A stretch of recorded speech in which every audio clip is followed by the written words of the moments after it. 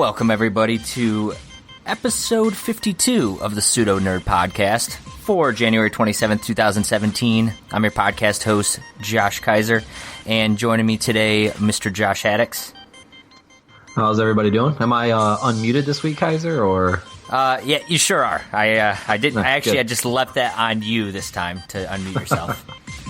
And a happy belated birthday to our other co-host here, Mr. Kyle Hoagland. What is going on, everybody? The big 38, right?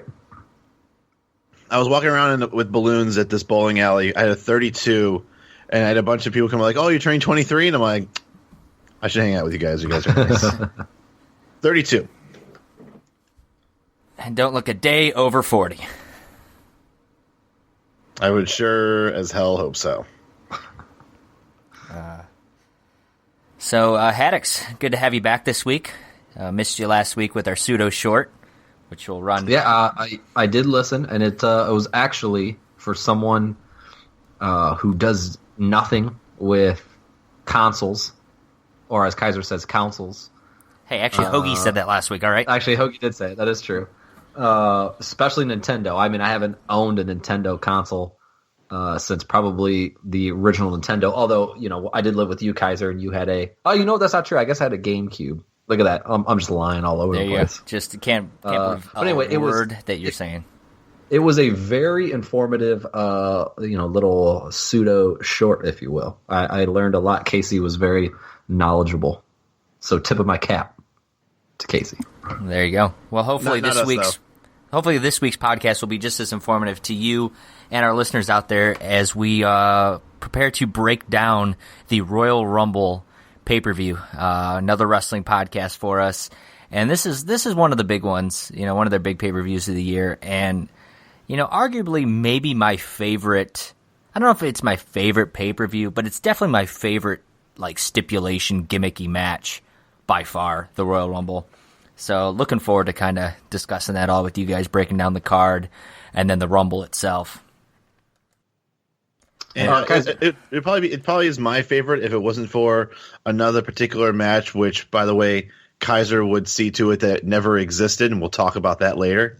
That's a tease for later. And to be fair, we'll hold off. We'll hold off on that. We'll get there when the time comes. Let me ask you this real quick. As far as because I do enjoy the Royal Rumble as well, and you might be able to weigh in on this from your other wrestling podcast, but the only wrestling podcast I listen to is Stone Cold's, and he hates any type of Rumble style match because there's too many people in the ring. It's too hard to kind of get things going.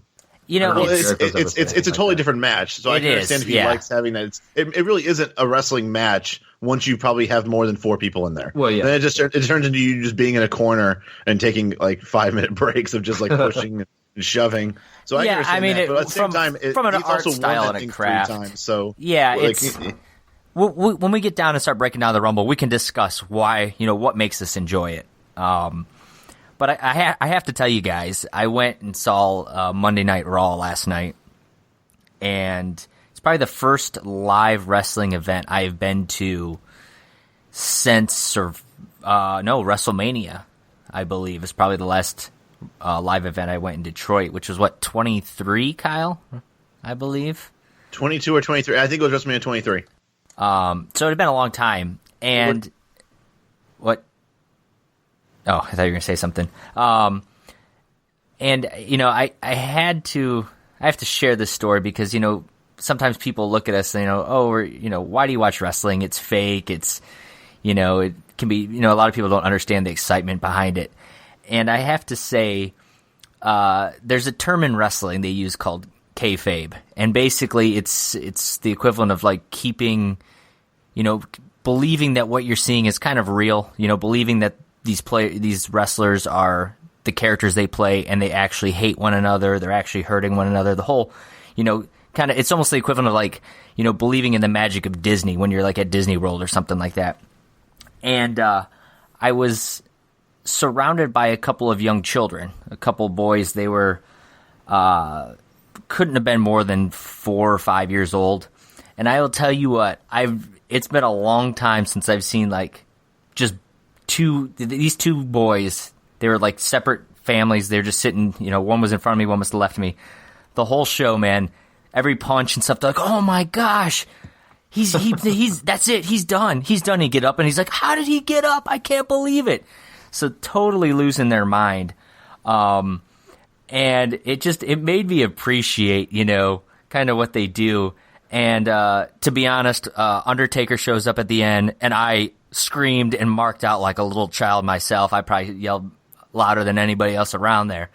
So, we all have our moments when it comes to wrestling that we really enjoy, and it's good to see that kayfabe is still present. It's almost like believing in Santa Claus a little bit when you believe that wrestling is real, and it makes it more fun that way at times. Do you think you still would have marked out like that when with those kids? I feel like when the kids do that and you really appreciate it, it's a little infectious. So maybe when the Undertaker came out, maybe that's what made you lose it even more, because you already are being surrounded by like the kids really getting into it. And it's like, who's watching you at this point? Like, everybody's getting into it. So yeah, I think it sometimes depends on who you're around. And then once again, I could be obviously I'm not speaking about you. You might have marked out no matter what.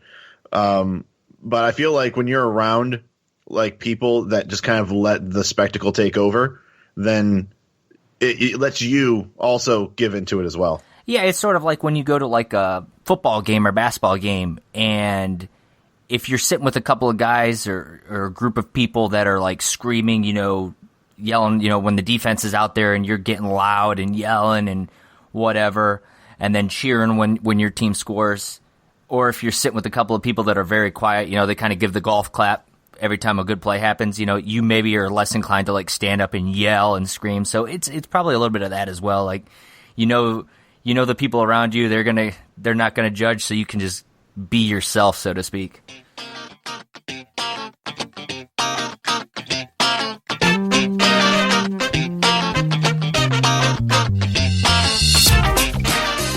So for this week's Test Your Knowledge, or this podcast Test Your Knowledge, before we start, I do want to hurry up and just kind of go over the score so far, which is Haddix, you're in the lead at 1-0. Dominating lead, I might add. Dominating lead. I believe there's a tainted asterisk next to that, if you ask me. Asterisk.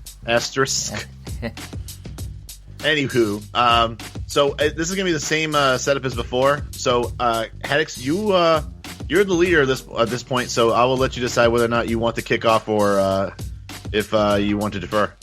I'm going to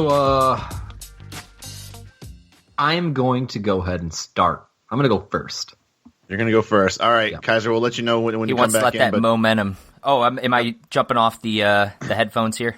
Yeah, you're jumping off like last time. Yep. Okay, I will be back. Let me know. Okay. All right, Haddix. So there's a reason why I gave you a list on Skype of the list of all of the WrestleMania winners. And as you can see, there have been Royal a couple Rumble of winners. What did I say? Royal Rumble winners. Yeah, Royal Rumble winners. Okay. And you'll see that there's a couple of doubles, because Stone Cold and Shawn Michaels, Hulk Hogan, I think Triple H, maybe somebody else, I can't remember. Cena, that's it. They've all won it multiple times. And I think for the most part, we kind of remember who won the matches, but not a lot of people remember who were the runner-ups. Oh, God. So for this one, I am going to name the runner-up, and then you're going to tell me on that list who won. Okay? Now, there are a couple of runner-ups that have been runner-up more than once. So, like, if I name somebody who happens to be on this list twice for runner-ups, I just need you to give me one. Gotcha. And I'm not going to say somebody twice. So I think there's been 30 winners. I think there's actually been 25 unique runner-ups. Are we doing all 25, or are we just doing like 10? We're doing all 25 as a speed round. Okay, all right. Okay. So here we go. I'm going to name the runner-up. You tell me who won. Okay? Kurt Angle. The Rock. Bret Hart. Shawn Michaels. Randy Savage. Hulk Hogan. One Man Gang. Big John Studd. Ryback. Oh. Randy Orton. Roman Reigns. Triple H. Undertaker. Stone Cold. Stone Cold. Mr. McMahon. Diesel. Bret Hart, Lex Luger. British Bulldog. Ric Flair.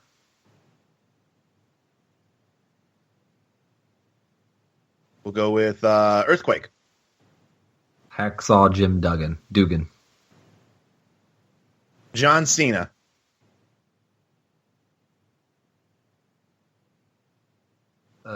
Edge. Triple H. Chris Benoit. Chris Jericho.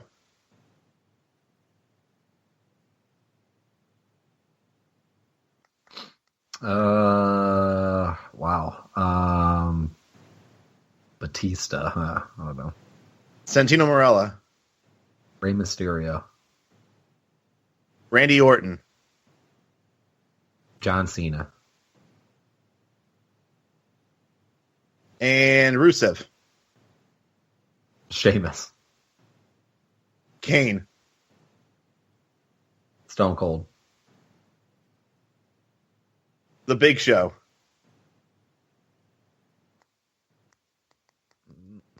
Stone Cold. The Rock. Oh, gee. Shawn Michaels. No, that's not right. Sid Justice. Hulk Hogan. And finally, Mr. Perfect. Yokozuna. All right, so you got 3. Yeah, I'm going to be honest with you. I don't know if did I get the McMahon? Did I get the Mr. you McMahon got the ones you got right. You got Roman Reigns, Triple H beat Roman Reigns. That was last year's. You said Stone Cold beat Kane. That's correct. And then you had Stone Cold losing to Mr. McMahon. Okay, those are honest to God the only 3 that I knew for sure. All right. Well, let's see what. So we're getting Kaiser back in here. All right, I'm back. All right. So the number to beat is 3. 3. And to put that in perspective, you've got 25 questions that you have to do. So. I was going to say right, 3. Was it out of 4? What are we talking here? No. Bar was set high. It's hard to do. Honestly, it's hard to do on the spot. Okay. But here's how this works. So I gave you the list. You and Haddix the list of all the Royal Rumble winners. Correct. But the thing that I think a lot of people forget who were the runner-ups.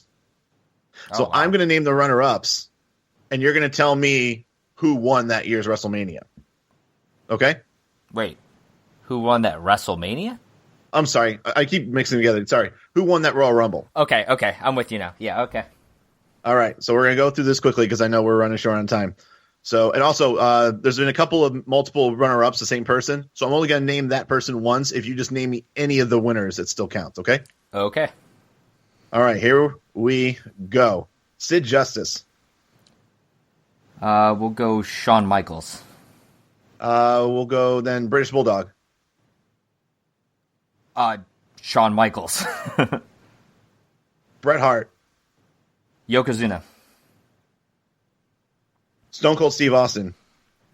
Mr. McMahon. The Big Show. Chris Benoit. Kane. Sheamus. Ryback. Batista. Roman Reigns. Triple H. Rusev. Roman Reigns. John Cena. Alberto Del Rio. Santino Marella. He was a runner-up? Yep.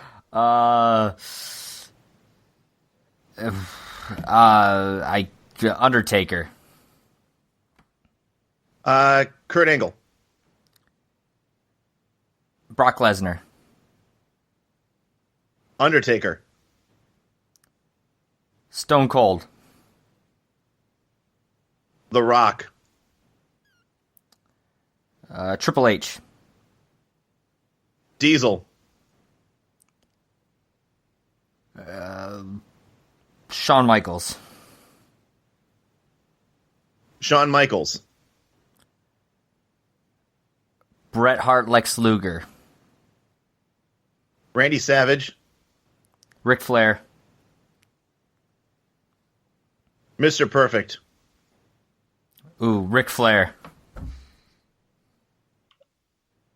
And One Man Gang. Hacksaw Jim Duggan. We're gonna stop there. There's a couple more that I could have asked you, but you've definitely got enough. You got 1, 2, 3, 4, 5. You have 6. Okay. You still had a couple more. I could have asked you for Chris Jericho, Triple H, Randy Orton, or Big Show. I'm sorry, I already did Big Show. So those are the only ones that were left. And Earthquake. So going real quick down the line, just so we can get out of this. One Man Gang lost to Hacksaw Jim Duggan. $1 Million Man lost to Big John Studd. Okay. Mr. Perfect and Earthquake both lost to Hulk Hogan. Yeah, Earthquake. Sid Justice lost to Ric Flair. Randy Savage lost to Yokozuna. Oh, that was Shawn savage. Michaels lost to Bret Hart and Lex Luger. British Bulldog lost to Shawn Michaels. Mm-hmm. Diesel lost to Shawn Michaels. Mm-hmm. Bret Hart and The Rock both lost to Stone Cold. Stone Cold lost to The Rock. Big Show lost to The Rock and Chris Benoit. Kane lost to Stone Cold. Kurt Angle lost to Triple H. Undertaker lost to Brock Lesnar. John Cena lost to both Batista and Edge. Orton lost to Rey Mysterio. Shawn Michaels also lost to The Undertaker. Triple H lost to John Cena and Orton in consecutive years. Santino Marella lost to Alberto Del Rio. That was my second guess. Chris Jericho lost to Sheamus. Ryback lost to Cena. Roman Reigns lost to Batista and Triple H. And Rusev lost to Roman Reigns. All right. So that's 3. Haddix, I'm giving you one last chance to catch up. You're down 3. There are 4. And if you were paying any attention, there were 1, 2, 3, 4. There's 5. There are 5 losers that have lost more than once. If you can name all 5, then you beat Kaiser. Name all 5 that have been runners up more than once. There's been 5. Triple H. 1.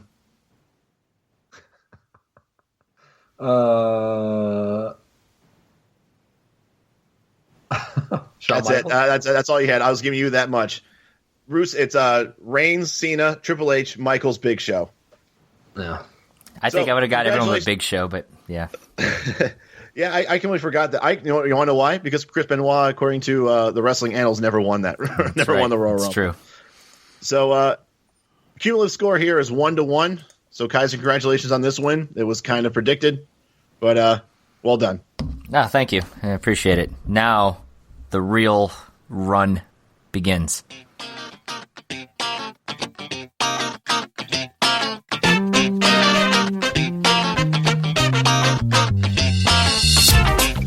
All right, for the next part, we're going to actually start breaking down the Royal Rumble card itself outside of the Rumble match, which we'll save towards the end of the podcast. And in the first part, we're going to break down everything that isn't the 2 main championship matches. And we'll get started. And what we'll do for all these matches is sort of break down any of the feud, where we think it might be going, how's the build-up, anything like that, anything that's interesting in our thoughts. And we'll give, finally, predictions for each match winner. And we'll start with the kickoff show, which, by the way, Royal Rumble is starting at 5 p.m. Eastern and running till 11. That is a 6-hour show. Jeez. I think that's too much. The first 2 hours are pre-show stuff, but yes, it is a lot. And especially when you have a crowd there that are going to be having to sit through 6 hours, like, by the time the Rumble comes around, they're going to be burned out. Yeah. I think that was a problem at WrestleMania. It was. WrestleMania was also shit last year, but that's part of it too. But let's get into it. We'll start with the first kickoff match, which actually is it's for the WWE Raw Tag Team Championship. And this is Cesaro and Sheamus, who are the champions, going up against Gallows and Anderson. And I guess we could start this match. Oh, I guess I should mention, they do have a bonus stipulation. 2 referees will be present for the match, which might be one of the weakest stipulations I have ever heard in a wrestling match before. Well, I think there's a reason why, because I think Sheamus there is punched some refs. Well, I mean, there's a reason for it, but it's a weird stipulation to come from it. But if you guys remember, I think it may have even been in one of our previous podcasts back, Survivor Series, SummerSlam, something like that. We discussed how Cesaro and Sheamus were doing a best of 7. I believe we spoke about that on that podcast. Yes, we did. And what ended up coming from it is they put on 7 good matches, and then in the 7th match, the stipulation was supposed to be the winner of the best of 7 was going to get a world title match. Well, in the 7th match, they fight to a draw, and which is sort of a cop-out way of ending that best of 7. So they fight to a draw, and instead they become tag team partners and get a tag team title match as a consolation prize. Needless to say, they become a decent tag team together, and now they're champions. So the big thing now is they've been feuding with Gallows and Anderson. And Gallows and Anderson are supposed to be the heels here, I think, but then Cesaro and Sheamus are kind of heels too. It's one of those in-between kind of things. And to your point, Kyle, the 2 referees stems from they had a title match 2 weeks ago, or well, I should say a week from this past Monday.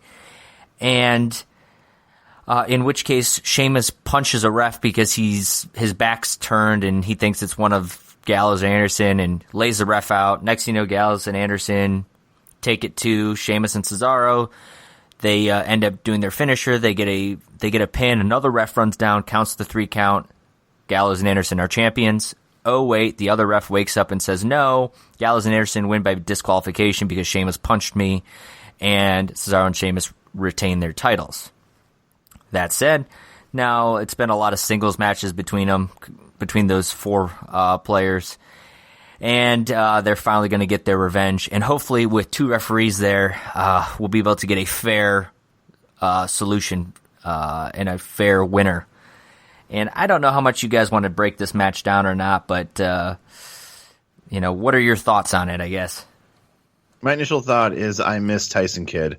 I love Cesaro and Tyson Kidd as a tag team.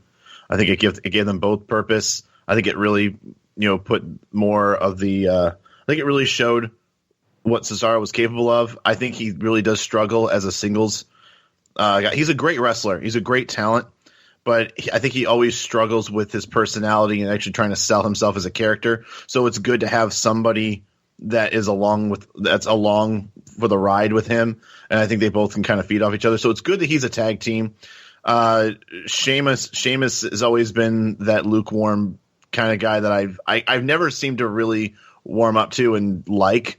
So I'm okay with him being in a tag team. Right. I get it. For me though, there's really not a whole lot to speak about. I mean, it's like I think the more talented wrestlers in Cesaro and Sheamus versus the much more seasoned tag team. And I think this also is more of like the culmination of, Gallows and Anderson winning a tag championship in the WWE and being kind of like etched in there as being one of the most decorated tag teams of all time. Yeah, I mean they've won around the world. I think it's time that Sheamus and Cesaro drop the belts. And I think it needs to go to. I always prefer when there are tag teams who are tag teams. Cesaro and Sheamus are 2 singles wrestlers put together. I always prefer the tag teams, and I don't think it's any different here.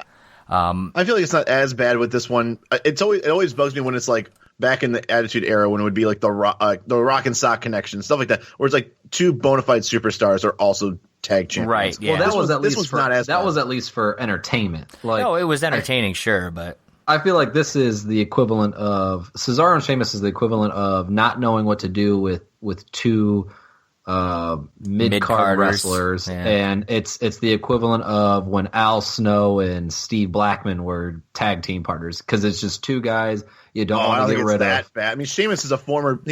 I would say this: he's been a main eventer until he got hurt. Well, he was a world champion at one point. He was a world champion. Yeah. But he came back with his ridiculous hair. No, I think I know what Haddix is saying. It's not equivalent star power wise. But it's just putting two random guys together and saying, "Hey, let's make a tag team out of it." Equivalent story wise of, well, we don't know what to do with them, so like Kaiser said, it was kind of a cop out. Let's just put them together because we don't know what we would do with them separate right now anyway. So yeah. So that said, guys, I don't think this match really means much. Who do you got? Who are you picking? I made my pick of Gallows and Anderson. I think they're going to take the titles. Gallows and Anderson, and Cesaro and Sheamus will break up or do whatever. Yeah, I think. How long have they actually been champions? They've been champions for a while. It's been, I think. Well, they defeated the New Day and broke their title reign finally. So the New Day had them for a while still. So I don't know. Cesaro and Sheamus have been at least a month or two, I'm thinking. I don't have the exact number in front of me, but it's been a little bit. I would say, I'll say for this card, I'll say kind of the same thing that I said before about the New Day. I see them retaining and then losing later on, like a TV show, like a TV programming. All right. Do you guys think the two refs will come into play? They have to. If they don't, that's a stupid stipulation. Maybe they do. Two refs are counting. Maybe they're all in the ring at once, and one ref counts 1 3 count, and the other one counts another 3 count. Yeah. And then there's a continued. No, make it more ridiculous. Thing. Make it where like they just keep knocking out refs, and there's being like 7, 8, 9 refs. Just keep bringing them all in. By WrestleMania, they're going to have just a lumberjack match of referees. They'll have to unretire Jack Doan. What was his name? Yeah. Good old Jack Doan. So let's move on to the other kickoff show. And there might be, this is the card as of earlier today. SmackDown didn't mention any additional matches, but maybe one creeps up between now and then. If so, we apologize. We're nailing all the major stories that have been announced. And no bigger than this next one, the Sasha Banks, Nia Jax feud that I think started a week ago when they showed a clip of Sasha Banks training. She was running around the ring earlier in the day before the Raw shooting, and Nia Jax came in, tacked her, hurt her ankle, and then, of course, it reached a boiling point yesterday when Sasha Banks came in with the crutch and beat Nia Jax down with the crutch, and now they're set to face off this Sunday. Got to be honest, that literally so there was nothing before that build-up. Well, that's the only build-up I am familiar with in it. If I missed anything, I apologize, but I don't think I did because Sasha Banks has been kind of in the title picture for a period of time there, and just I think they wanted to keep her kind of out there. So there it is. I was going to say this to me is like she's the Cesaro Sheamus of the last one, where you don't want to not have anything else to do involved, but you do. So. That said, I'm going to give it to Sasha Banks here. I think she's the bigger name at the moment. Well. I think Nia Jax takes it. To be honest, I think Mr. that they've been billing contrarian over here. They've been billing her as being kind of like that squash type of wrestler for on the women's side, and I think that they're going to play with the whole thing that maybe Sasha Banks isn't completely 100% yet. That would be the way that they would. Yeah, I would agree with you. If Nia Jax is going to win, that's how they do it. Or they have her just beat the shit out of Sasha Banks and it gets DQ'd or something. Yeah. Or a no contest. Like that happens a lot with the kickoff matches where it just ends up just being like before the bell rings type of thing. And they just never have a match to begin with, and they just injure Sasha Banks. Or she does. Sure. Okay, and the next match, this one is actually, going to open the show. Well, not open the show, but it's going to be on the main show, and that's the Cruiserweight Championship. Rich Swann, who won the Cruiserweight Championship tournament they had kind of on the network there for a while, and Neville has kind of reprised himself coming back from injury, and instead of being back in the, he's a former NXT champion, and there was some high hopes for him, and now he's sort of in the Cruiserweight title picture. They've turned him heel. He considers himself the king of cruiserweights. So to his credit, he's really embracing this. And I think it's probably for the best at this point because his character kind of fell flat, on the main Raw roster. And when he got hurt, he was, pretty much forgotten about. So at least this way he can sort of redeem himself and kind of make a name for himself back in the cruiserweight division and maybe down the line jump out of it. So, I enjoy him as a heel. I think he plays a good heel. And, if they want to push the cruiserweights, this has to be a very good match, because I'm still not crazy on the cruiserweights on Raw. They're there and it's fine, but it's just not. It has not appealed to me. And quick side story: I actually got up during the cruiserweight 6-man tag yesterday to get a snack, and I was in a long line of people who were all there. Took a break at the same time, so maybe it's not. Maybe it's indicative, or maybe it's just bad timing on my part. But that's my thoughts. I also think that I think Neville wins it. I think they really want him to be the king of the cruiserweights, and I think he's going to be a big heel and kind of have all these people battling against him. I don't have much, insight on the whole, rivalry here, but I think I agree with you. I think Neville wins, and if anything, it's because he's a well-known name for the, to be the championship of that, of the cruiserweight. So I could see him winning, and like you said, ends up kind of running train through the cruiserweight division, possibly, if he can stay healthy, something bigger later. I feel like there hasn't been enough,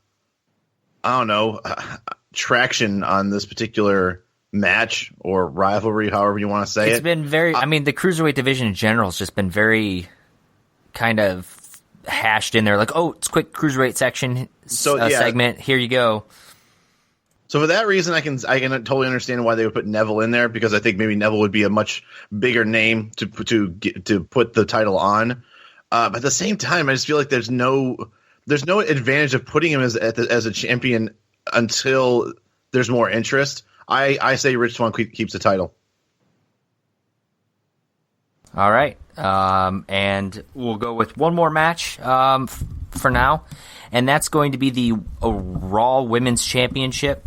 And Charlotte, who is the champion and considers herself the queen of pay-per-views, because I believe she is undefeated in all pay-per-view matches, she'll be defending her title when it's regard to her defending her title. Yeah. Oh, is that what it is? Okay. She's lost in pay-per-views, but never when she's defending the title. And she'll be going up against Bayley, who, of course, is kind of the underdog story. She's following a similar storyline that she built up in NXT before she won the NXT Women's Championship, and that's I grew up a diehard wrestling fan. Here I am. I've got my moment. I'm back I'm on the main roster. I love everyone. I'm gonna do this. I'm gonna, live the girlhood dream comes true, if you will. Meanwhile, Charlotte is the silver spoon. Her daddy got her into wrestling. She's gifted, and she pretty much just rips on Bayley for not having that lifestyle. It's been a decent feud for what it is. I think Bayley's time is not yet here, and I think they're going to push that queen of the pay-per-view thing with Charlotte, and I think she wins again. Damn, dude, I literally had that written down. First off, for some reason, I really like Charlotte. I think she's a good heel. Like, I really enjoy. She learns it. She gets it from Rick, man. Her father, Ric Flair, is one of the best heels to ever live, and she plays it well.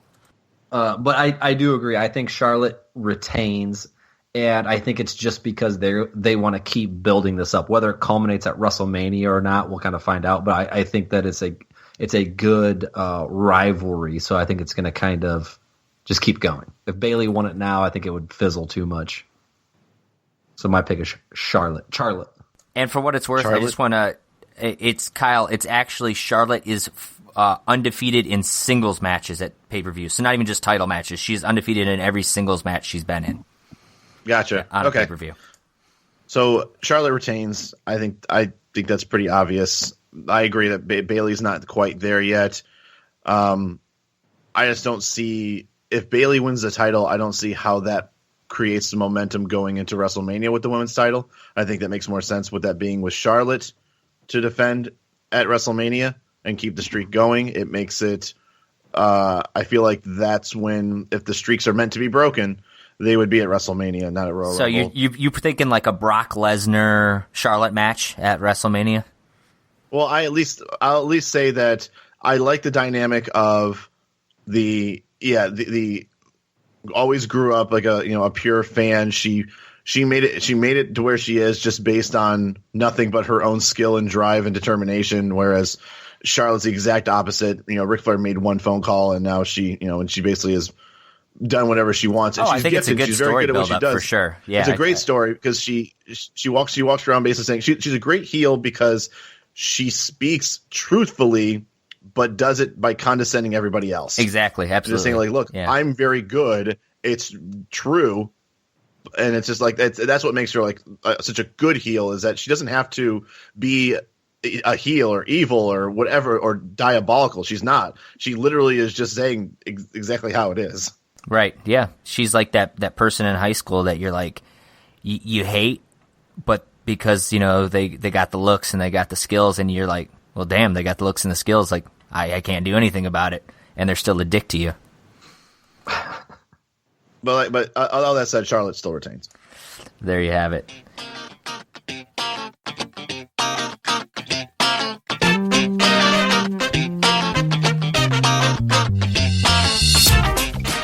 Welcome back, everybody, to the newest segment, Sweeping the Nation, The Great Debate.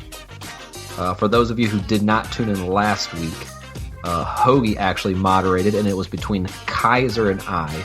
And what we did was we went back and forth on a few different topics on whether or not we thought Rogue One was a better movie than Episode 7. Kaiser was on the side of Rogue One. I was on the side of Episode 7. We put out a little Twitter, what's the word I'm looking for? Poll. Twitter polls poll. with the, yeah. And we had an astounding amount of votes. But at the end of the day, it came down to Kaiser's push for Rogue One winning 60% to 40% over my Episode 7. So I got to tip my hat to Kaiser. He did win. He debated the hell out of it. I just let the fans speak, and the fans spoke, and I appreciate that. We have some smart listeners out there, and I believe they're going to be just as smart this week as we debate the next topic. Oh, well, this guy's coming in with some heat, Hoagie, so let's see what you can do. So, this week... I got that X-Pac heat, bro. Dude, no one's got that kind of heat. This week on The Great Debate, we are going to decide, we as fans, after hearing input from Hoagie and Kaiser, are going to decide if there should be pay-per-views in between Royal Rumble and WrestleMania. Those are two of the big four pay-per-views for the WWE, and a lot of things happen between. There's multiple pay-per-views, and this week, I believe Kaiser is on the side of no pay-per-views. Correct, Kaiser? Oh, hell no. Oh, hell no. Team hell no, if you will. Hoagie, however, is on the team yes movement and thinks that the paper... Yes. I hope Kat's wondering what the hell's going on right now, but... it's just Hoagie another night of Hoagie on the computer screaming yes to himself. So Hoagie believes that pay-per-views between Royal Rumble and WrestleMania are good. So... without further ado, we're going to dive right into this. Kaiser's going to start us off on the first topic, and that topic is the storylines. Go, Kaiser. After the Royal Rumble, the winner of the Royal Rumble is set up for a world title match at WrestleMania. Nothing would be better than to have a period of time, roughly 2 months. You have basically February to the beginning of April to develop a feud and in turn develop all these stories. You have a card at WrestleMania that you're trying to fill with almost everyone on the roster. You want meaningful feuds. You have them develop over a 8 week story progression. You don't have it broken up with a pay-per-view in between, because then it messes up stories, titles, all that. Makes perfect sense. Skip the in-between ones that don't mean anything and go from one big one to the next big one. It's a hell of a build-up. I don't like that. I don't like that because, first of all, you're going to rely on WWE Creative to be able to go purely on TV story mode, driven material for 8 weeks. That is a long time for people just to basically watch what I would see as no stakes wrestling for 8 weeks. A lot can happen, and a lot of it should be put on a pay-per-view. There's a lot of different storylines. It seems like you're cutting out a lot of the lower card guys. People might not be fighting for a title, but have certain grudge matches, or even the smaller titles. You still got to give them traction. You still got to give them some importance. And just putting it on Raw, even though Raw is a bit like it's a long show, I don't think that the ratings say enough that we can just ride that lightning all the way through for just doing Raw. Any rebuttal, Kaiser? I'll add one thing, and that real quick is you have to appreciate SmackDown in 2 hours. What they've been doing right now is creating great television shows. They put meaningful title matches on there, and I don't think that you should disregard that. I think they can put on a meaningful show, progress the story, and push all sorts of feuds between now and then instead of ending some. The Elimination Chamber is in 2 weeks following Royal Rumble. There's no way you get all your feuds over and done with and start new stories in 2 weeks span. All right, well done, gentlemen. Moving on to topic number 2, and we will start with Hoagie this time. How do championships play into your debate? If you go ahead and take away the 2 pay-per-views, which, by the way, one of them would be Elimination Chamber, which could be questionably the second best match structure other than maybe the Royal Rumble that there is. But if you take it away, then you've got everybody who's a champion, or unless you're only counting the major ones, which then once again you're putting these other guys on a higher pedestal even more than they already are. You're letting these guys basically just kick their feet up and have nothing important to do other than watch other people move around and try and earn their spots to get title matches, which doesn't make sense. You're supposed to defend your title every 30 days. That was at some point something that was a thing. If you're going to make that all of a sudden go, nobody has to defend their title just because you want to build up a story for all these characters with no pay-per-view, no risk or reward. You're basically just going through and relying that people are going to watch Raw or SmackDown to see how all the stories are going. I just feel like, once again, I think you make the champions not be interesting at all if you don't have them do anything that could risk their ticket to WrestleMania. Kaiser, your defense? Yeah, well, so exactly that. The winner of the Royal Rumble gets a title match at WrestleMania, and they want to start pushing the WrestleMania as the biggest card of the year. You want that championship to mean something. You don't say, hey, it's Roman Reigns versus John Cena because Roman Reigns won the Rumble, and then have John Cena lose the title at this middle pay-per-view, because then your build-up's gone. So obviously Roman Reigns and John Cena are going to be headlining WrestleMania. So guess what? John Cena's title defense against whoever at that middle pay-per-view, it's meaningless because you know he's going to win. And it challenges the intellect of the viewer and says, hey, you guys aren't smart enough to realize that this match is meaningless. And I think it takes something away from the feuds. Hoagie, any rebuttal? One of the best cards, or one of the best transitions from Royal Rumble to Elimination Chamber back then and WrestleMania happened when Elimination Chamber changed the card almost completely. This was back when The Undertaker was the champion. He was defending his title at the Elimination Chamber. Chris Jericho ended up winning that match because Shawn Michaels snuck into it because he couldn't qualify for the Elimination Chamber, and he wanted that last match with The Undertaker, which ended up being his retirement match. He goes in there, he gets in the Elimination Chamber and basically super kicks The Undertaker. He loses the title. So now you have a guy who had the title, which you might have, and you're thinking, would have just been a shoo-in to go all the way over to WrestleMania defending the title against God knows who. He loses the title, and it ends up becoming one of the greatest matches that there ever was.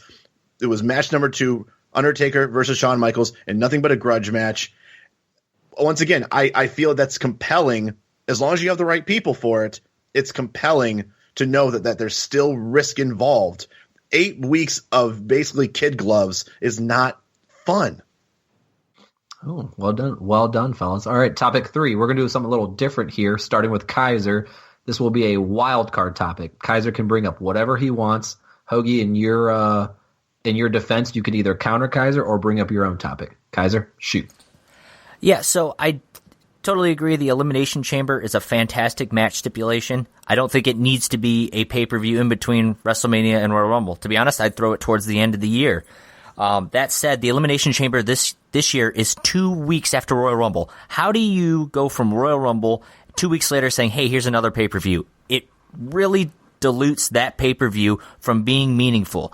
Take it away, make it a long build-up, build all of the feuds from the low card to the mid card to the championships, all of them. They have a long period of time, and I really think it's the best way from. They already struggle with these middling pay-per-views.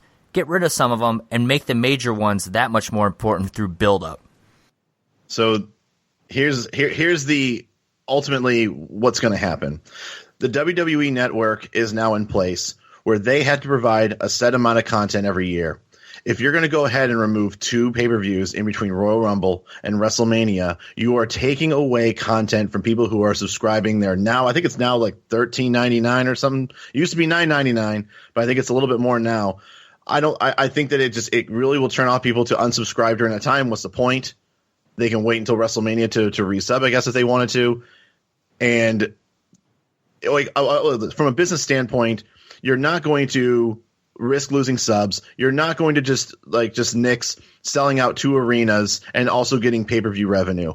Those pay-per-views, as worthless as they may be to you for storyline, which we've already debated, the bottom line is dollars and cents. They're losing money if they don't put these pay-per-views up. Kaiser, any last rebuttal? I agree completely that it's not going to change for that reason of money. That said, I think it hurts the product, and I think you can get more money with a big build-up to WrestleMania by really making people devoted to the storylines. I look at Royal Rumble this year, and I say this is one of the best pay-per-view cards that we've had in a long time. And why? Because they haven't had a pay-per-view in 6 weeks. That gave you a lot of build-up for this card, and I think you could do the same thing to get a big, huge build-up to WrestleMania, which used to be and should be the granddaddy of them all. And that's that's all I got to say about that. That's the bottom line, if you will. And that's the bottom line. All right, gentlemen, we're going to do a closing segment. You get 30 seconds each. I will be timing it, and I will cut you off at 30 seconds. This is your closing argument. Kaiser, since you started, Hoagie, we will let you go first. Go. So we're coming down to whether or not we want this to be what the fans want or why we think this is why the pay-per-views are a good idea overall. I can understand where you're coming from the sense of thinking the storylines would be more fresh by just not having a wrench in the middle, but I don't think it's a wrench. If it's done correctly, you're making money, you're creating the stakes that can never be higher between now and WrestleMania. And if you just make everything being just on Raw and SmackDown, I think you risk the whole product being just muddled. Time. You almost got it there, though. I see where you're going. All right, Kaiser, you have 30 seconds to state your closing argument. Go. Simply enough, money aside, for the fans and for the product, you should remove the pay-per-views in between. You build the story up. You make it 8 weeks of story progression. You can make some of the best feuds of all time. You go back and look at some of the best feuds. They were built over months of progression. You do this from Royal Rumble to WrestleMania. You've got 2 months of build-up, fantastic storylines with a fantastic finish at the granddaddy of them all. Oh man, I thought you were timing yourself and you were gonna say WrestleMania right at 30 seconds. That would have been cool. That would have been cool. But anyway, well done, gentlemen. I'm gonna be honest with you. I don't know whose side of the story I'm on. I think I agree that this will never happen just based on money, like Hoagie said. Right. But I can see your case that it could mean a better pay-per-view. I don't know. Maybe you guys have to check out my vote. When the poll goes up on Twitter, when this goes up Friday, everyone, including myself and you two, will be able to vote for who they believe won the great debate of episode 52. So please head on over to Twitter at PseudoNerdPod and place your votes.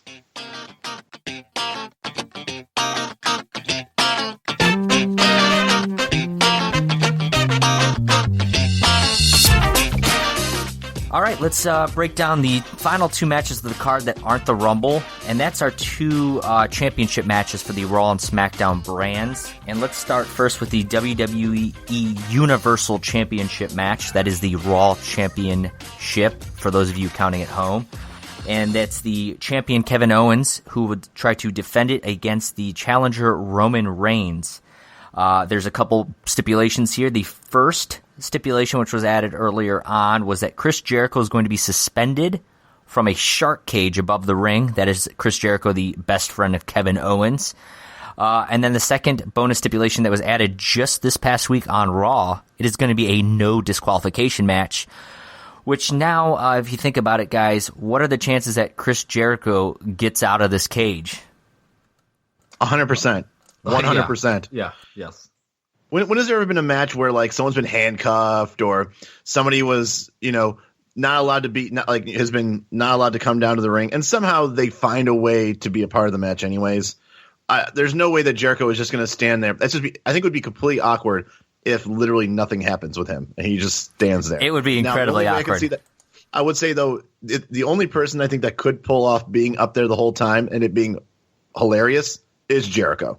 Oh, I fully look to get entertained. I mean, this past week on Raw, him kicking it and like they locked, because Roman Reigns locks Kevin Owens in there, and Owens gets raised up and Jericho's like trying to pull it down and is like hanging from it and stuff. Like Jericho's just a very entertaining guy. This whole run that him and Owens have had together as best friends, and the whole list of Jericho and everything they're doing. And now, of course, Jericho has the United States Championship, which he won off of Roman Reigns. I think the whole buildup is working its way to this match and, in turn, working its way to WrestleMania. When Roman Reigns dropped that United States Championship, I thought it was all but a done deal that Roman is going to leave Royal Rumble as the Universal Champion. The only question now is, how does it happen? I think Jericho turns on Kevin Owens. I think he breaks out, and I think he attacks Owens, sets up a Owens-Jericho championship, or maybe not a championship, but a match at WrestleMania. And I think that's what this whole long, story that those two have been together is building towards. And I don't know if you guys agree with that or not. I guess semi-agree. I do think Reigns wins, not retains. I think he wins the championship. I think Chris Jericho somehow accidentally gets Roman to, maybe accidentally knocks Kevin Owens out or something like that, and Reigns wins, and then he gets pissed, yada, yada, yada, creates a little rift between the two of them. Yeah. But I think it'll be like an accident thing, and Kevin Owens will be pissed, one of those types of deals. That's exactly actually what I thought what Kaiser said. I think Jericho's time, I'm very surprised at how much TV time and how much he's actually been, because as far as I'm concerned, he's kind of been your part-time, veteran that's been on the card. He re-upped his contract, but basically he goes month to month on his contract now, and his contract runs out at WrestleMania unless he re-signs it or something. So I could see this all building right. So they need to dissolve this somehow. So sure. Yes, it makes total sense that Roman Reigns finds a way to win. And I think whether it's inadvertent or on purpose, I think Jericho will be responsible for the loss, which will then end up with them having a match together, which will then allow Jericho to wipe his hands of everything that he's doing. He has no loose ends, and he can, step away for a while. Go play with Fozzy, his band. So I'm curious to see how this whole shark cage thing works out. It was, I watched it live at Raw. It was interesting. They went to commercial while Owens was suspended up there, and he was just like up there in the dark for like 5 minutes. It was very awkward. So we'll see what happens. But I think we're all in agreement. Roman wins, unfortunately, but it is what it is. And then the second match, and probably could be easily the match of the night. I don't think. I don't know. I think it definitely is going to steal the show with the exception of the Rumble, and that's the WWE Championship, which is the SmackDown brand title, and that is AJ Styles, who has now been champion for quite some time, versus John Cena. The biggest stipulation here is that if John Cena wins, he will tie Ric Flair for the most world championships of all time at 16. The build-up for this has been pretty good. I mean, Styles has been just dominant since his debut at the Royal Rumble last year. He has beat John Cena cleanly. He has beat a lot of people cleanly. He's a fantastic in-ring performer. The passion that the two of them have shown on the mic during this little feud between the two of them has been very good. I'm going to say Styles wins, and I just think if Cena's going to tie Flair, he's going to do it at WrestleMania. So I'm going to take Styles in this one, and I could see a scenario where John Cena would like win the Rumble or something, and then maybe go from there. But I'm going to take Styles in this. Yeah, I think I don't know if it's a little bit of I have no problem with John Cena, but I like Ric Flair having that. Although I don't see there any way that he doesn't eventually. That's what it comes down to. I think it's happening. I mean, yeah. Pending some like serious injury where he stopped wrestling, he's gonna get that anyway. But I do think Styles wins this. I didn't think about the whole thing you mentioned about Cena possibly winning the Royal Rumble, but I don't know if he's going to be in it or not. But I could see a scenario where he loses and then shows up in the Rumble and then wins. Up. Yeah, I'm with you. I do think Styles wins. I think it's a great match, like you said, and I don't think there's going to be any funny business. I think this is going to be a straight. Whoever wins, I think it's going to be a straight up match, and whoever wins. But I am going to pick AJ Styles. I feel like if they're going to tie it, I would say if he's going to break it, I would say let that be WrestleMania. Unless he goes like a whole calendar year of not winning his 17th. That's not unfathomable. He didn't win a title. He hasn't won the world title in quite some time. So. No, true. No, I do understand. Oh man, I think we're all pretty certain that Roman Reigns is going to take it. I can't see both. I guess the only time it would make sense to hit the reset button on the titles would be at Royal Rumble. That way you may have 8 weeks of trying to build something. That would be like, for example, Roman Reigns beats Kevin Owens. I feel like that's it. I think that if it happens the way we think it is, Kevin Owens isn't going to concentrate on Roman Reigns. He's going to concentrate on Jericho. If John Cena wins, then I think AJ Styles is still in the run for it. There's still, there's going to be more to it. If AJ Styles wins this cleanly, I think AJ Styles can move on to somebody else to build a feud for. So for that reason, I would say it makes sense for AJ Styles to win. There you go. So we'll have to see how our predictions look come this Sunday at the Royal Rumble.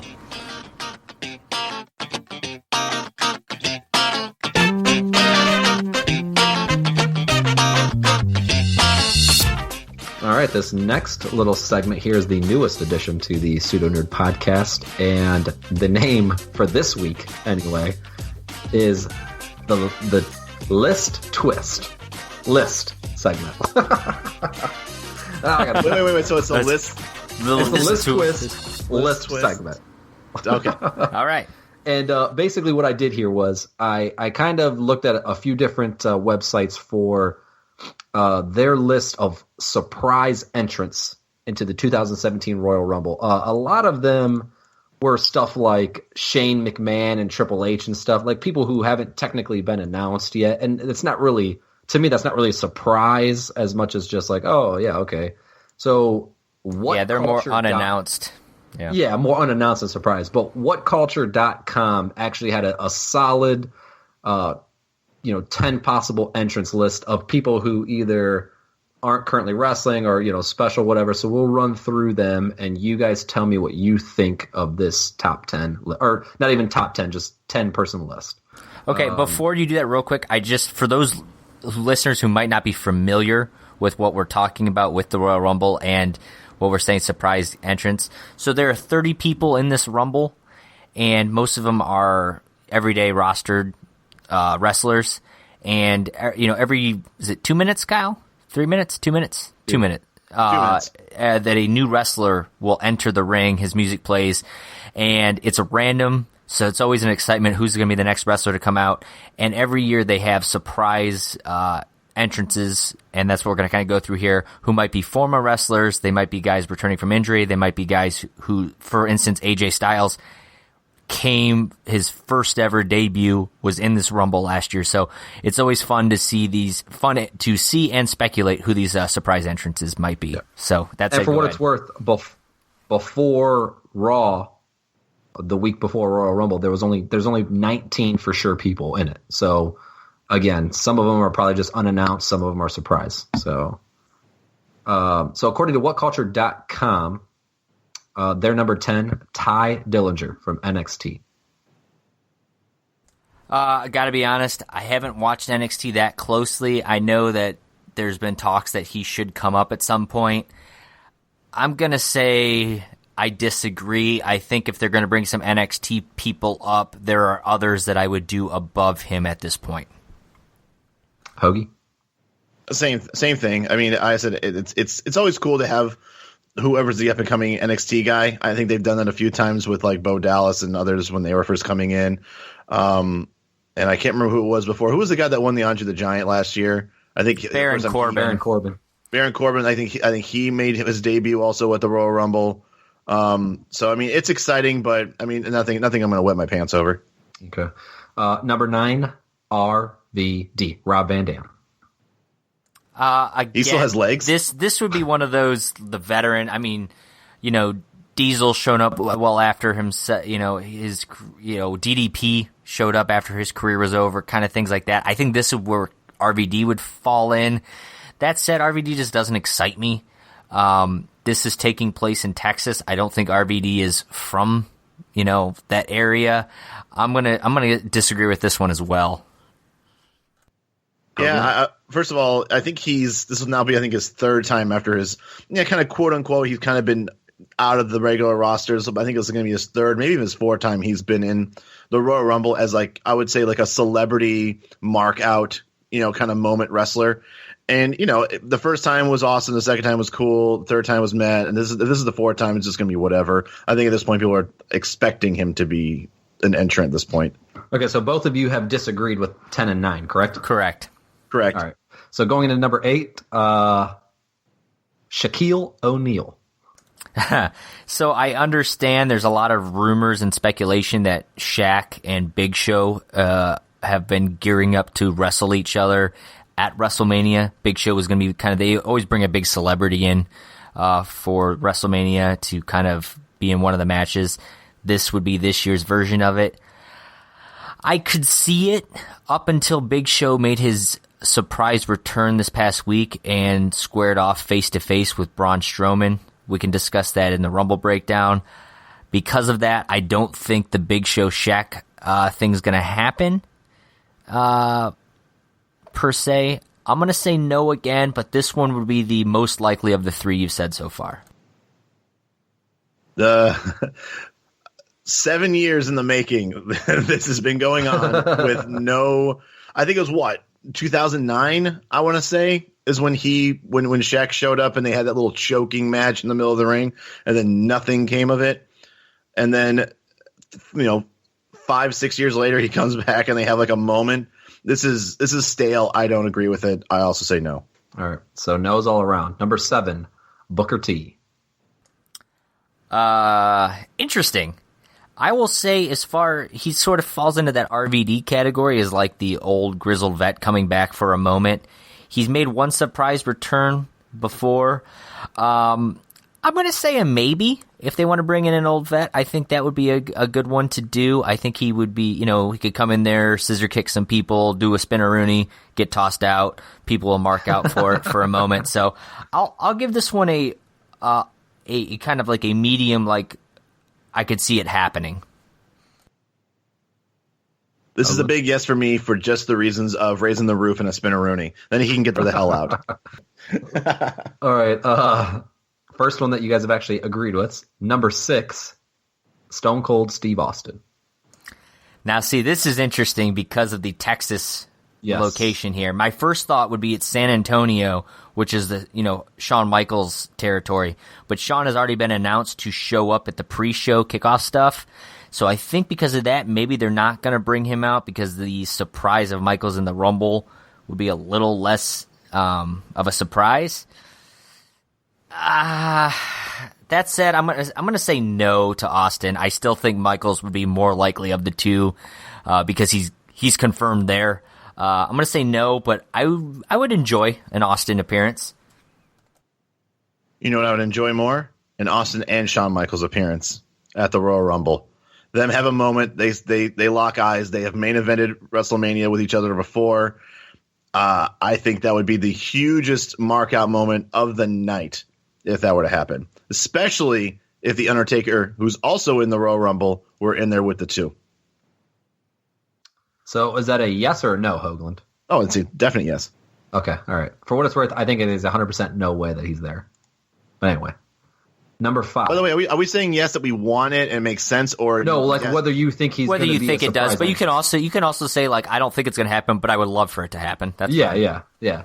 I would love it. I would say this. I think the longer Austin waits to do anything, I think he's always kind of cryptically said that he would like to do something again. But I mean, nothing too major. It's like I said, something like this: show up at the Royal Rumble, get a couple pops, throw a couple people out of the ring, drink a couple beers, look at his wristwatch tape. I think that would just be amazing. I think the longer he waits, the less exciting it becomes. There's no better time than now. My only issue with it is that he would have to get eliminated at some point, and that takes away from the whole thing. That's what I was thinking as well. Unless he does like I'm too old for this shit and eliminates himself, because that would be a very Austin kind of thing. Yeah, that's true. But anyway, moving on. We'll find out. But moving on. Samoa Joe.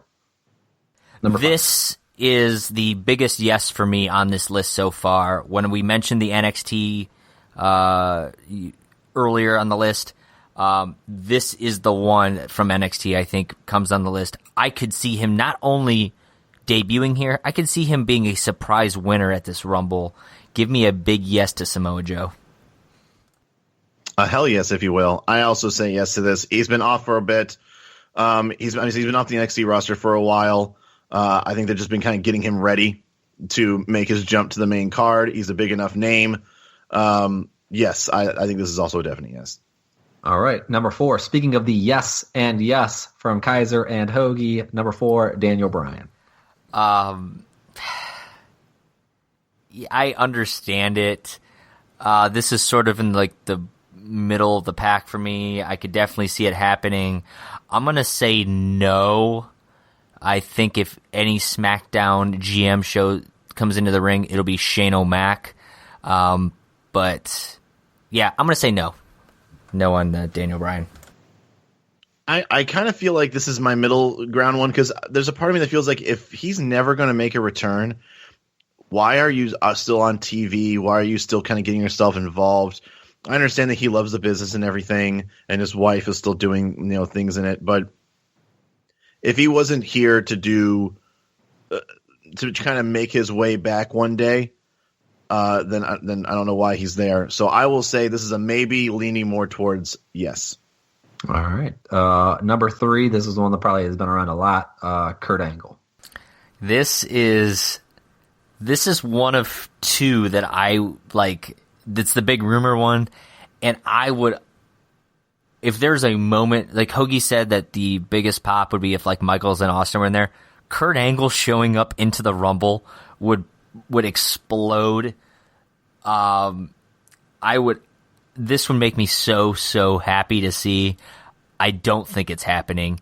He said it's not happening. People have said it's not happening, but if it is, they're trying to work us all and pull one over on us. So I'm gonna say no, but man, I hope I'm wrong. Hoagie? Would love to see it. I don't see it happening. I think it's great that they're inducting him into the Hall of Fame. I believe he has obligations with another company as far as wrestling is concerned. Not saying that I'm sure he doesn't have all the power in the world to say whatever he wants. I think he's a free agent kind of thing where he's just working shows, so he's not like he could back out of all his. He's got like 2 or 3 matches on his contract, so to speak. Yeah, he's Kurt Angle. He can do whatever he wants. I don't see it happening. I would love to see it. I think he's probably one of my top 3 wrestlers of all time. I would love to see him. All right. Number 2, Finn Balor. This is, I'm going to say this is a strong maybe. This is probably, I think it's like Samoa Joe, and then this might be number 2 for me for most likely to happen. And that's, if they're hiding his injury, and he's ready, he's always said the plan was to be ready by WrestleMania. Wouldn't surprise me if he's like, I'm healthy enough to show up to the Rumble and, claim it. And this would be for me, the 2 surprises on here, Samoa Joe and him, they're both potential winners if they do show up. Is it possible to be a strong maybe? I on a scale of 1 to 10, if 5 was a maybe, I'll put him at like a 7. 7 and a half, okay. Something Hoagie? like that. I think he would be a good example of somebody you wait until after Royal Rumble, put him on the Raw show as a return then, and kind of create that kind of that kind of buzz going. You also, with all the things we're talking about, if a lot of the ones that we think are going to happen are going to happen, you also don't want too much on the Royal Rumble, as much as I think we'd all just lose our minds with the ones that we think are going to go, that are going to be there, or we'd love to have in there. Finn Balor fits on the, I guess it would make sense if he's healthy. I think it makes much more sense to put him on Raw as his first time back. So I would say no. All right. Well, we kind of alluded to their number 1 earlier, but what do you guys think about Shawn Michaels? I'm going to say yes. It'll be fun to see him show up. He's going to be there. It makes a lot of sense. I'll say yes. Hoagland? Once again, if everything else goes the way I would love for it to go, where we also have Stone Cold making an appearance in the Royal Rumble, I can't imagine a Attitude Era mark out more than having The Undertaker and Shawn Michaels and Steve Austin. The only thing that's missing to me would be The Rock or Kurt Angle. But if those 3 are there, especially all of them being from Texas, I'm pretty sure they would burn the building down. Well, all right. Tune in Sunday, 5 p.m. Eastern? 5 p.m. Eastern for the kickoff, 7 p.m. for the start of the show. The Rumble will probably start closer to 10 o'clock, if I had to guess. All right. Tune in and see how accurately Kaiser and Hoagie guessed the special entrance.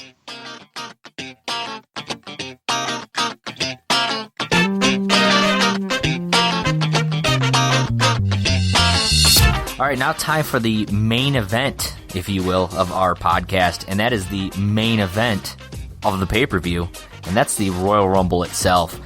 And, before we kind of break down some of the storylines and what we think could happen in the Rumble, I want to kind of talk with you guys and so our fans know, like, what makes the Rumble so fun? And, from its purest form, for those who don't really understand what the Royal Rumble is, we've kind of alluded a little bit to it. 30 men are going to be coming down and entering this ring. They're going to be doing it at 2-minute intervals. You start with 2 men in the ring, and then every 2 minutes afterwards, someone enters. The object is to throw your opponent over the top rope. If they go over the top rope and fall to the outside and land both feet on the ground, they are eliminated. The last man to stay inside the ring becomes the winner and then has a shot at one of the championships of their choosing at WrestleMania. That said, it's a fun show. You made a comment about how Austin doesn't like it because it's not a match, and it's true. It's not. It's a lot of grappling and throwing. You're just trying to throw somebody over. So there's not a whole ton of moves until the end where you've got just a few people left in the ring. But there's a lot of moments that happen in it that it make it just very entertaining for me. And the biggest thing, we mentioned the surprise entrance. Every 2 minutes, a new wrestler comes. You have a countdown, and then you're waiting for that theme music to hit, and you're like, is it going to be my guy? Is it going to be somebody else? Who's coming down next? Sometimes it's oh my gosh, return from wrestler that you never expected. It's an old veteran coming back. And sometimes it's just a jobber that you're like, oh man, they just wasted a roster, a Rumble spot on this person. So there's just a whole lot of fun that goes about it. And I don't know, what is your guys' like favorite things about the Rumble? I think my favorite thing is kind of what you just said, is that 2 minutes seeing who comes out. It's not, the Rumble itself doesn't get real exciting until the end when you're down to those, 3-4 guys, and then it finally kind of comes into picture who can win. So up until that point, for me anyway, it's seeing who's going to come out next. Is it going to be somebody that you used to love from 10 years ago? Is it going to be someone new? That excitement is very fun. I always feel like that they save the big entrance. You always have like that one guy who's doing real well, or maybe it's a guy who leads like a stable of a couple guys, and they're kind of just like taking over the Royal Rumble, and then you're waiting for that one guy that's going to come out.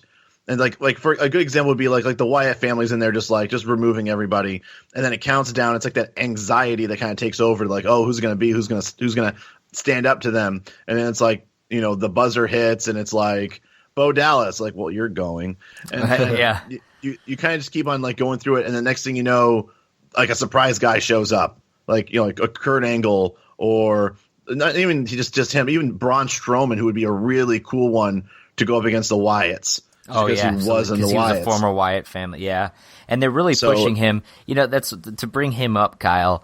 There's one kind of trope, if you will, that happens in the Rumble. One of many tropes, and the one is the big man, and it's the big man you can't lift over the top rope, which I always find funny because if you watched Raw that past week, there's a good chance the Big Show, who's 7 foot,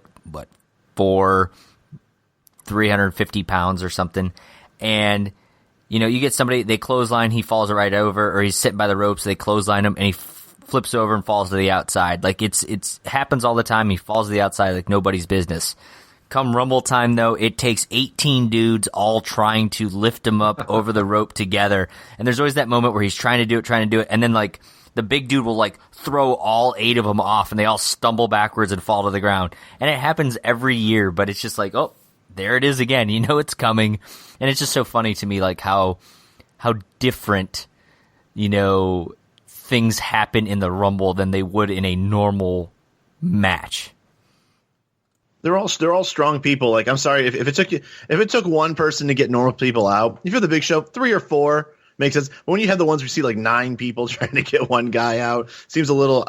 There's two classic things that happen in the Royal Rumble. You either have the guy that comes in, usually your Cenas, your Kanes, guys like that, who just come in and they just, especially when you see like, okay, there's about 8, like there's like 18 the ring's kind of filled. Yeah, there's a decent amount of people. So when's the guy that's going to come in that's going to just start removing people? So like then all of a sudden Cena's music plays and you're like, okay, well that's good for at least 6 guys out right there. I'd say Kane used to be a big one for clearing people out, and now it's been Roman Reigns. I think he broke Kane's record and he eliminated 12 people and won.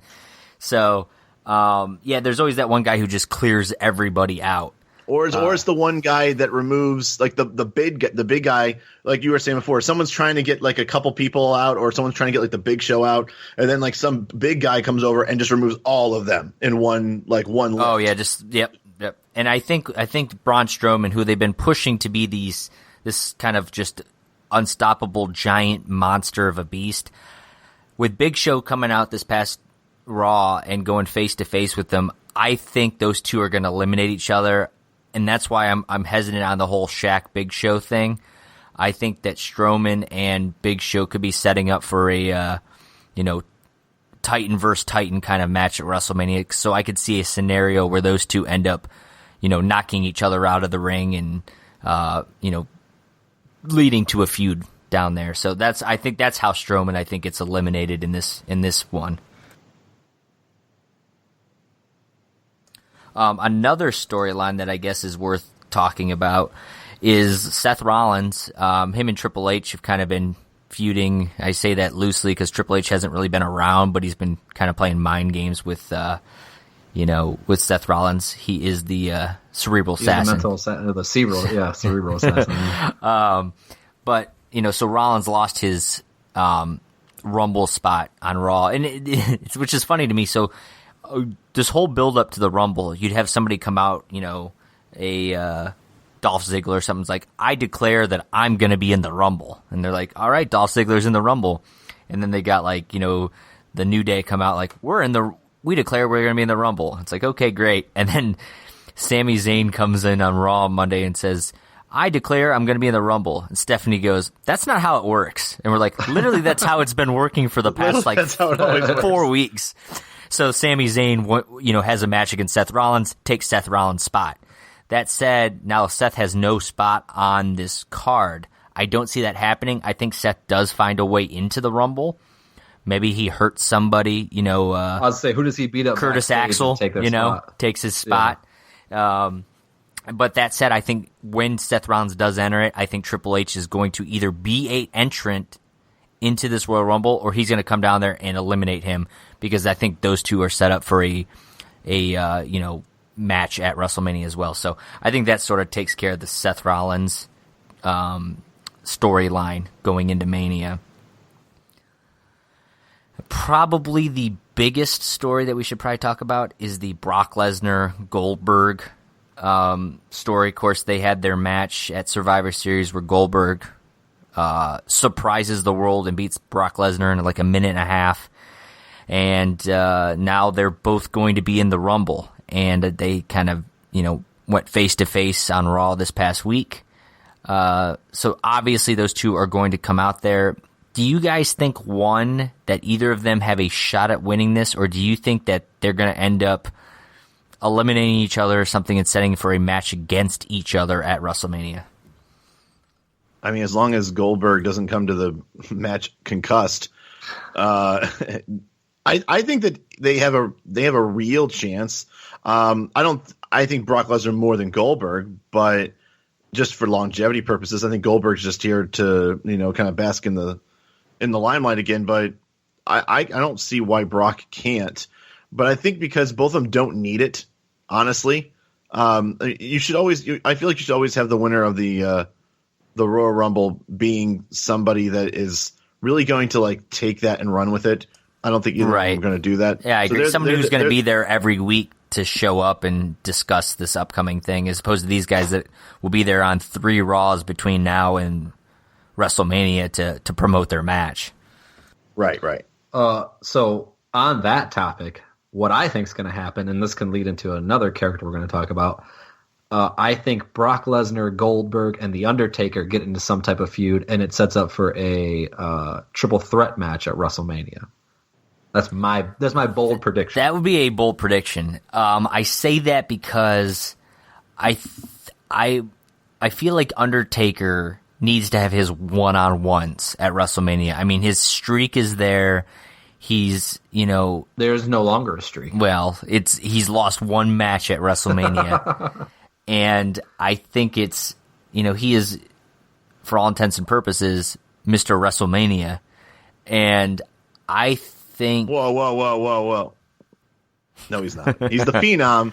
He is not Mr. WrestleMania. So you take that back. Well, he should be, damn it. I still think Undertaker and Cena are fueling up for a match at WrestleMania.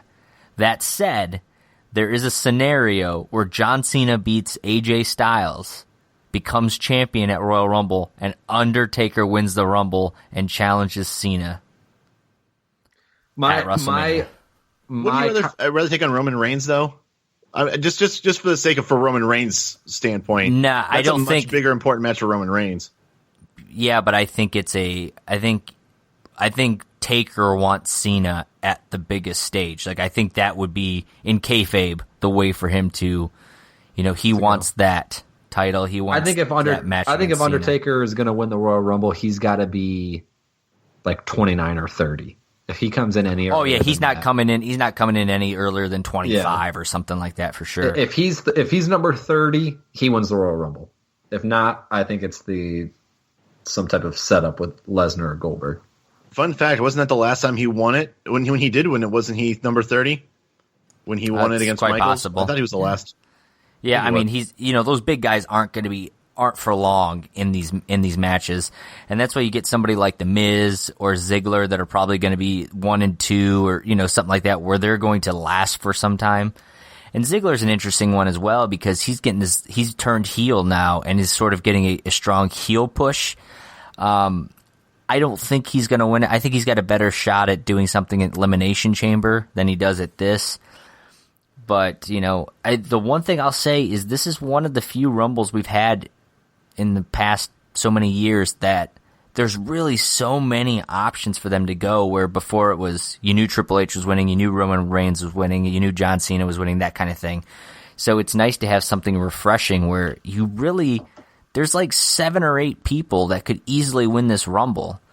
And, and there's a lot of people saying that Chris Jericho has a real shot at it. Yeah, it wouldn't totally shock me if Jericho, won it. And then on top of that, if Samoa Joe shows up, he's got a heck of a shot if they want to just push him to the moon, just like they did with Finn Balor, who, of course, then there's Finn Balor, who has an absolute shot of, if he returns, like, of course, it makes perfect sense for him to win and then say, that title that I lost, I never really lost, like, I want to get it back. And then, do you guys believe the Kenny Omega rumors with his recent 6-star match? I think the only 6-star match that Meltzer has ever graded with Okada over there in New Japan. There's talks that he could be coming to WWE. One of the biggest, probably the biggest name outside of WWE at this point.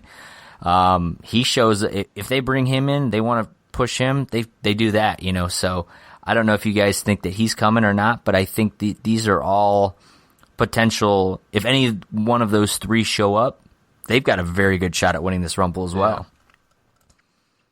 Yeah, I agree with that. I think this is a first year in a while where I don't think anyone can with 100% certainty say who's going to win, or out of one of these 2 guys is going to win. Yeah, I mean, it's very out there, right? And if you think about it, there's a chance that Vince and them don't know who they want to have win this match yet. Like, they might still be debating it over.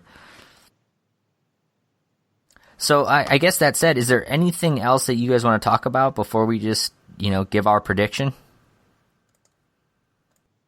I think also the one person we haven't discussed, I think a lot of people have talked about it. It also can make a lot of sense to do it, especially with how the Wyatt family might be slowly crumbling, is Randy Orton.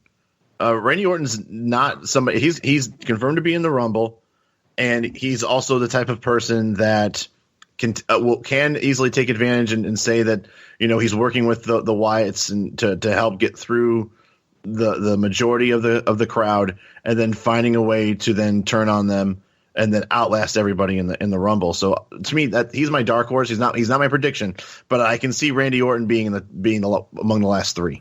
Yeah, and we're recording this. SmackDown ended tonight. Randy Orton wrestled Luke Harper, and he beat Luke Harper. There's been a little bit of that riff in the Wyatt family, and then Bray turned on Harper and stuck with Randy. So it'll be interesting to see what happens with the 3 of them at the Royal Rumble as well. So I could definitely. I mean, that's the thing about this Rumble. You name someone like Randy Orton, absolutely has a shot at winning this. And you could go down the list, and if you gave me the list of the 30 entrants that are going to be in this Rumble, I bet you there is 8 to 12 of them that I could say, like, yeah, I could definitely see this person winning and going on and doing this and this. So I'm really, really excited. This is, this not only just the card overall, I think is pretty solid, and the build-up's been very good, but I'm really looking forward to this Rumble, and I'm excited to see who they end up giving the title chance to. That said, guys, let's get our predictions. Who is your Rumble winner, and who is his opponent at WrestleMania? I have a little caveat. If he is healthy, I'm going to pick Finn Balor. If he's unhealthy, though, and isn't wrestling, I'm going Samoa Joe. That's my winner. I feel like the easy one's Braun Strowman. I will say the Undertaker wins this one, and for the sake of, I think he wants to have, like I said, either Cena or Roman Reigns. I think that would be a good match for him. I don't know who they would put with him in WrestleMania, but I think those two are two that he hasn't taken on or conquered. I would say give me the Undertaker, and my notable one would be Randy Orton. Okay, that is quite the picks yourself, and I gotta say, I think I'm on the Samoa Joe surprise win. If he shows up, I think he's going to win it. If they don't do that, I think I agree that Taker's going to win this one. I think if John Cena wins the match against AJ Styles, I think Taker wins the Rumble. I think they're setting up for a Cena versus Taker match at Rumble or at WrestleMania. That said, if AJ Styles retains, I don't think Taker wins, and I think it's just going to be a Cena-Taker match at WrestleMania. And then I feel much stronger about my Samoa Joe pick, because him and AJ Styles, with all their history, I think it just makes it writes itself, So those are my two picks, and I think the minute that world title match with Cena and Styles plays out, I think that's gonna I would then put my money down. At this point, give me one of the two of them. But either way, I think it's going to be a fun pay-per-view overall. Can we do who we think the biggest jobber is going to be? Because I got a good one. We can. I think it's James Ellsworth if he shows up. But that would be my pick. Hoagie? I really, you go ahead and go. I don't know the whole lineup, but I guess if somebody were to come in and just be a turd, so I don't know, like Jinder Mahal or something like that. I think my surprise jobber, Gilbert. That would be classic. Goldberg and Gilbert in the same. Yeah, Goldberg and Gilbert. But that's going to be the show for this week. So we discussed the whole Rumble card as a whole. And we really appreciate you guys, give us your feedback. Who you think might be a surprise entrant, who you think is going to win the Rumble. And you can do that, of course, on our Facebook page, or go to our Twitter account, and or even leave us a comment on the Instagram, Pseudo Nerd Pod for all that. Go to our website, pseudonerdpod.com, for all that fun stuff as well. And, don't forget that Twitter poll coming out with this. Vote to see who won the great debate, Team Hell No or the Yes Movement. And look for us on Twitter as well. We maybe will do some live tweeting as we watch the Rumble. And as always, Hoagie, look for Hoagie to do his stream. He's been streaming some video games. Feel free to check him out there.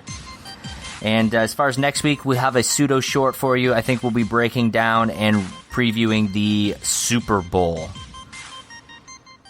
That said, from the Great Lakes to the Golden Gate, I'm Josh Kaiser, he is Josh Haddix, and he is Kyle Hoagland, and we will see you guys next time. Have a good Friday. See ya.